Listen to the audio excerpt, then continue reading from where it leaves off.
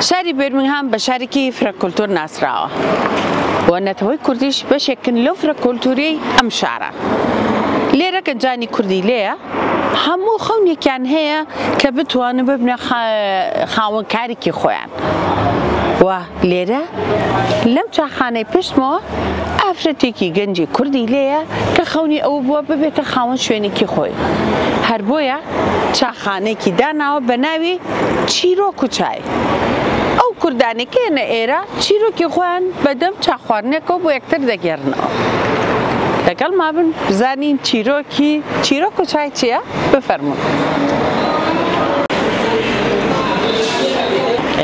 السلام علیکم. سلام. چی بخوری؟ عزیزی بخیر به و چیرو کوچای. زور سپاس. فرمون بخیر به. زور سپاس. چیرو کوچای. بله. چون کشتی بونا؟ چیروک به کلمه کردی خومن چیروک لقل عائله کمان یا رفیق کان من هر چیروک من هبوا روشیم بو کافه دانیشتین اتر هیوام او بو خومن کافه من هبه کبتوانین دایم بردوام بتوانین هر کاتی حزمان لبه هر خواردنک حزمان لبه هی خومن به بروین به استراحتی دانیشتین. یعنی کاتا چیرو کوچای؟ بله. چیروک کان بگیرن و بعدم خواردنی چای کوی؟ لقل چای کردی.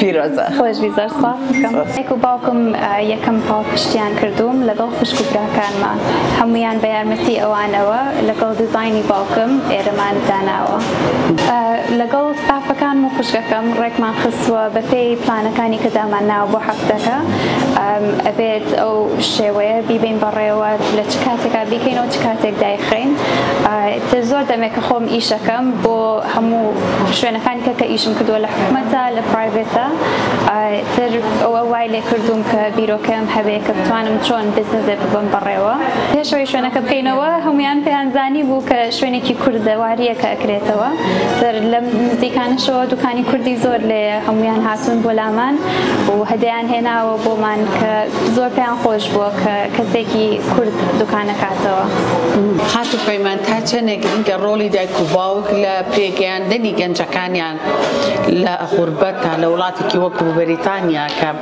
توزه استما بتوانین همو کلتور و همو عادات و تقالیدی که خومانیان تیا بچینین چون ایو توانی تانا او کارب کن لکل چکارتا راسیه من وقو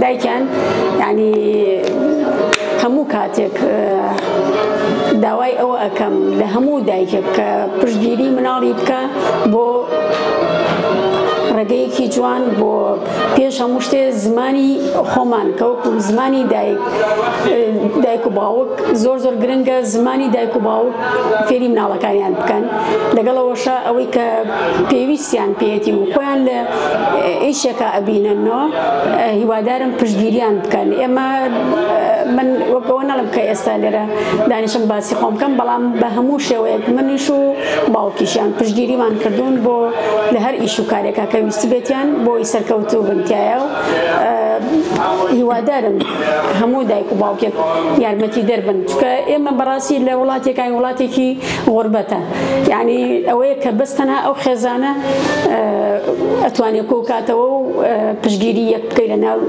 خێزانەکەیە خاتونیان ئێمە گەنجانمان خەونی زۆریان هەیە لە وڵاتانە زۆر جار بربەستێتە ڕێیان ناتوان خەونەکانیان بە جێبەدی بێنن وەکو ئەوەی تێگەشت بێتم جەنابی یەکێ بووی لەوانەی کە زۆر پشتگیری ئەم پرۆژێت کردووە بۆ پشتگیری و کرد چی وای لێ کردی ئەو بڕێرەبێ بڵێ من لەگەڵیانە من وەکو خۆم پشتگیریان لێ ئەەکەم لە گەنجەکانمان وەکو خاتوپەیمان وتی ئێمە دەمێکە بیلەوە ئەەکەینەوە چ لەگەڵ خێزانی ئەمانە لەگەڵ مناڵەکانە چەنەها جار بێک و دانیشتوین سەرگوشەمان گێڕاوەتەوە هەتا یاری کڵاوکڵانەمان کردو بێکەوە چامان خواردوەتەوە قسەمان کردووە چکە زۆر تێکەڵاوین ینی هیوادارم زۆربەی گەنجەکانمان ببن بە خاوەنی ئیش و کاری خۆیان لێرە وە پشتگیریان هەبێت عزیزان ئێمە کە لە غوربەتین یەک بەیەکی ئێمە تاک بە تاکی کورد پێویستی بەوەیە کە پشتگیری یەکتر بکەین